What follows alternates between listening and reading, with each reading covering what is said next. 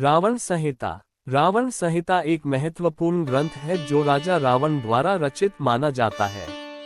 ये ग्रंथ ज्योतिष, तंत्र, मंत्र, आयुर्वेद और विभिन्न प्रकार की विद्या का अद्वितीय संग्रह है। रावण संहिता का पहला भाग इन विषयों के आधारभूत सिद्धांतों और उपयोगी जानकारी का विस्तृत वर्णन करता है। रावण, जो लंका का राजा और एक महान विद्वान था, ने अपने ज्ञान और अनुभव के आधार पर रावण संहिता की रचना की। ये ग्रंथ विभिन्न विद्या और विज्ञान की विस्तृत जानकारी प्रदान करता है, जो आज भी प्रासंगिक और उपयोगी है। रावण, जो लंका का राजा और एक महान विद्वान था, ने अपने ज्ञान और अनुभव के आधार पर रावण संहिता की रचना की। ये ग्रंथ विभिन्न विद्या और विज्ञान की विस्तृत जानकारी प्रदान करता है, जो आज भी प्रासंगिक और उपयोगी है। रावण संहिता के प्रमुख विषय। रावण संहिता के पहले भाग में ज्योतिष विज्ञान का विस्तृत वर्णन है। इसमें ग्रहों की चाल, नक्षत्रों का प्रभाव और कुंडली के विश्लेषण के सिद्धांत शामिल हैं। इसमें विभिन्न प्रकार के योग, दशा और गोचर का भी विस्तृत वर्णन है। रावण संहिता में तंत्र और मंत्र विद्या का भी महत्वपूर्ण स्थान है। इसमें विभिन्न प्रकार के तंत्र मंत्र, उनके उपयोग और उनकी शक्तियों का वर्णन है। इसमें तंत्र के माध्यम से समस्याओं के समाधान और इच्छाओं की पूर्ति के उपाय बताए गए हैं। रावण संहिता के पहले भाग में आयुर्वेद का भी विस्तृत वर्णन है। इसमें विभिन्न प्रकार की औषधियां, जड़ी बूटियां और उनके उपयोग का विवरण है। इसमें स्वास्थ्य संबंधी समस्याओं के उपचार और स्वस्थ जीवन जीने के उपाय बताए गए हैं। रावण संहिता में धर्म, नैतिकता और कर्तव्यों का भी वर्णन है। इसमें मनुष्य के जीवन के विभिन्न चरणों के नियम, आचार विचार और सामाजिक कर्तव्यों का उल्लेख है। इसमें सत्कर्म, सत्य, अहिंसा और दान की महिमा का वर्णन किया गया है।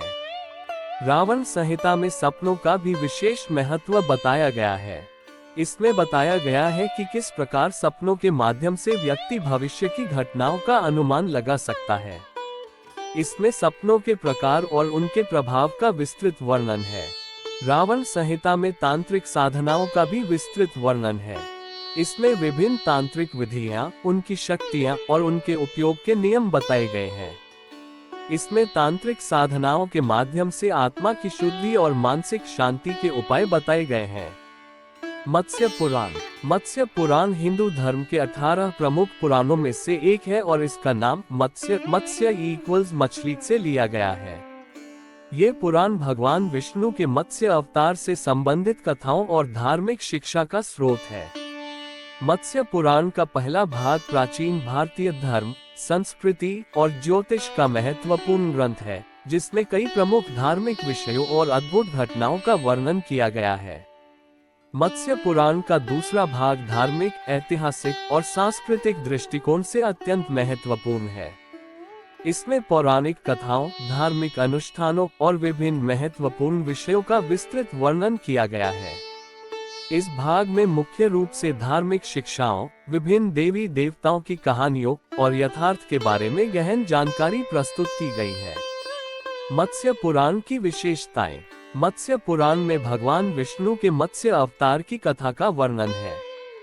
इस अवतार में भगवान विष्णु ने एक विशाल मछली का रूप धारण किया था ताकि वे प्रलय के समय समुद्र में समस्त जीवों और वेदों को सुरक्षित रख सकें। मत्स्य अवतार के माध्यम से भगवान विष्णु ने प्रलय के समय प्राचीन ऋषि मुनियों और एक राजा के साथ महत्वपूर्ण वस्तुओं को बचाया और सृष्टि की पुनर्निर्माण के लिए उनकी सहायता की। राजा सगर की कथा, जिन्होंने समुद्र को खोदा था, और उनके पुत्रों की कहानी का विवरण है। इसमें बताया गया है कि कैसे राजा सगर ने अपने सत्व के लिए समुद्र को खोदने का प्रयास किया। ययाति की कथा और उनके जीवन की घटनाएं, जिसमें उनके पुत्रों के साथ संबंध और उनके द्वारा किए गए यज्ञों का वर्णन है। भक्तिपंथ के विभिन्न मार्गों, उनकी विधियों और उनके लाभों का वर्णन है। इसमें बताया गया है कि कैसे भक्तिपंथ के माध्यम से भगवान की प्राप्ति की जा सकती है।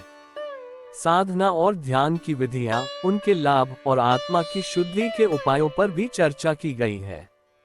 ध्यान और साधना के माध्यम से मानसिक शांति और आत्मिक उन्नति प्राप्त की जा सकती है। मत्स्य पुराण में धर्म और नैतिकता के नियमों का वर्णन है। इसमें बताया गया है कि धर्म का पालन कैसे किया जाना चाहिए और व्यक्ति को अपने जीवन में नैतिकता को बनाए रखने के लिए क्या क्या करना चाहिए। पुण्य और पाप के सिद्धांतों का विवरण और उनके प्रभावों पर चर्चा की गई है। इसमें अच्छे कर्मों और बुरे कर्मों के परिणाम और उनके जीवन पर प्रभावों का वर्णन है।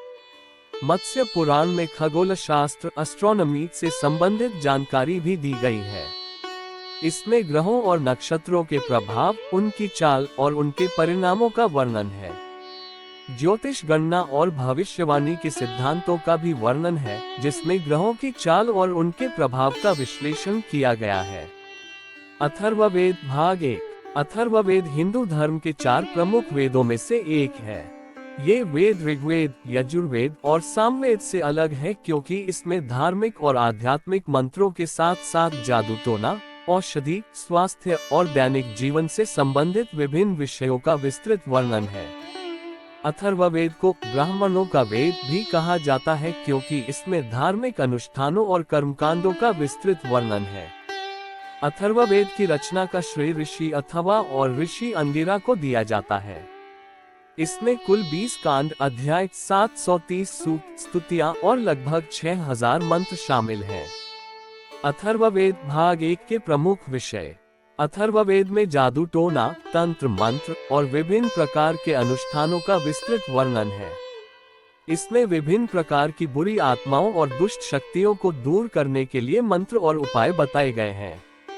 अथर्ववेद में विभिन्न रोगों के उपचार, औषधियों और जड़ी बूटियों का वर्णन है। इसमें बताया गया है कि किस प्रकार प्राकृतिक औषधियों का उपयोग करके विभिन्न रोगों का उपचार किया जा सकता है। अथर्ववेद में विभिन्न धार्मिक अनुष्ठानों और यज्ञों का विस्तृत वर्णन है। इसमें अग्निहोत्र, सोमयज्ञ और अन्य प्रमुख यज्ञों के लिए उपयुक्त मंत्र और विधियों का संकलन है। अथर्ववेद में धर्म, नैतिकता और कर्तव्यों का भी वर्णन है। इसमें मनुष्य के जीवन के विभिन्न चरणों के नियम, आचार विचार और सामाजिक कर्तव्यों का उल्लेख है। इसमें सत्कर्म, सत्य, अहिंसा और दान की महिमा का वर्णन किया गया है। अथर्ववेद में प्रकृति के विभिन्न तत्वों और ब्रह्मांड के निर्माण का वर्णन है। इसमें सूर्य, चंद्रमा, नक्षत्र, पृथ्वी, जल और वायु के महत्व और उनकी महिमा का वर्णन मिलता है। अथर्ववेद में आत्मा की शुद्धि, मन की शांति और आध्यात्मिक उन्नति के लिए विभिन्न साधनों का उल्लेख है। इसमें ध्यान, प्रार्थना और योगिक क्रियाओं का विस्तृत वर्णन है। अथर्ववेद भाग 2। अथर्ववेद के दूसरे भाग में वैज्ञानिक और व्यवहारिक ज्ञान का भी विशेष महत्व है। इसमें प्राकृतिक आपदाओं के निवारण, औषधियों के उपयोग और स्वास्थ्य संबंधी उपायों का विस्तृत वर्णन है। इसमें समाज, परिवार और राजनीति के नियमों का भी उल्लेख है, जो व्यक्ति के जीवन को व्यवस्थित और सफल बनाने में सहायता करते हैं। अथर्ववेद का दूसरा भाग भी ज्ञान और विविधता से परिपूर्ण है, जो धार्मिक, आध्यात्मिक, सामाजिक और वैज्ञानिक दृष्टिकोण से अत्यंत महत्वपूर्ण है। इसका अध्ययन और पालन करने से व्यक्ति को धार्मिक, मानसिक और